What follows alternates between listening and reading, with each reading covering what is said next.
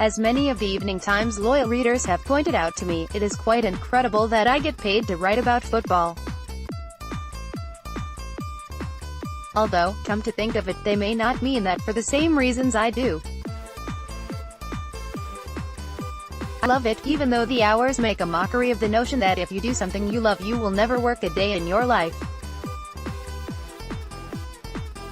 And every now and again there are genuine reasons to pinch yourself at some of the opportunities that come your way. This week provided such a moment, as I got to run out at Hampden for the legendary Scottish Football Writers Association 11 as we took on the staff of the SFA. It is the second time that I have played there now, and trust me, the stardust doesn't wear off. This time the pitch was in better nick than the first time I played there, given that game came 2 days after the over-exuberance of the Hibs vs Rangers Scottish Cup final, and although I played like a donkey as the SFA snatched a controversial and fortuitous 4-2 victory, it was still a magical experience for someone who has grown up immersed in Scottish football and worshipping the legends that played on the hallowed turf. Some weeks ago, the SFWA were also invited to play at Murrayfield against the SRU, with the rugby body still right in the running to host major football matches such as Scotland internationals and cup finals. That experience was also unforgettable, getting to run out and play at such an impressive stadium.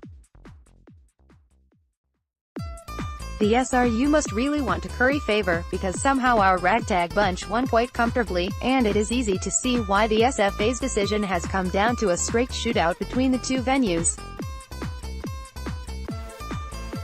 That issue will be one of the first things weighed up by new SFA Chief Executive Ian Maxwell, who revealed at his unveiling this week that a final call will be made by the end of June.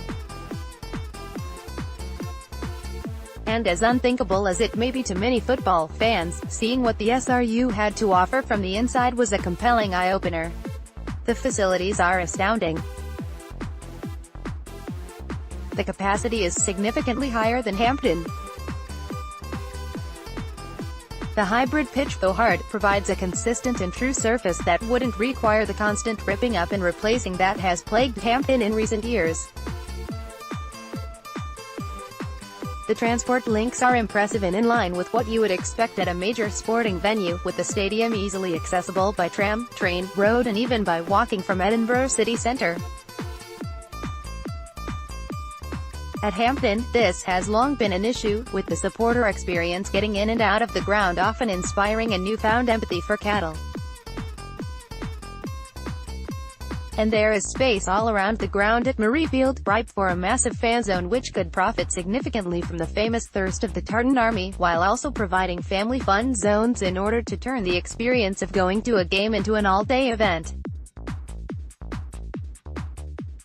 Cards on the table: if football was starting tomorrow and I was in charge of the SFA, then in all likelihood I would plump for Murrayfield as the base for the National Association, the national team and major cup finals.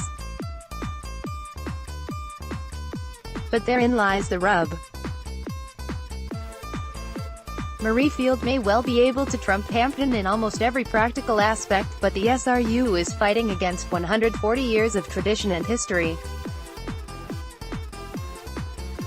If the decision was one of head over heart, then Murrayfield would win hands down, but I just fancy that the emotional ties that bind our national game to Hampden will prevail. I must admit, as someone whose lifelong passion has been Scottish football rather than rugby, it was standing in the Hampden tunnel that the hairs were standing on end. There is a history around the place that still stirs the soul. That being said, perhaps emotion shouldn't stand in the way of progress. If the SFA are to remain at Hampden, then significant improvements should be forthcoming. Sight lines, which admittedly for football aren't significantly better in places at Murrayfield, will have to be addressed. Would the funds be there to bring in the east and west stands closer to the pitch, for example? Stuttgart's Mercedes-Benz Arena is a prime example of what can be done to turn a historic old bowl into an atmospheric modern stadium, but it came at a considerable cost. If it came right down to it, that is the course I would prefer the SF8 to travel down. But it says so much for Murrayfield and the SRU, that if they are to win the day, even an old romantic like myself wouldn't be averse to watching my football there.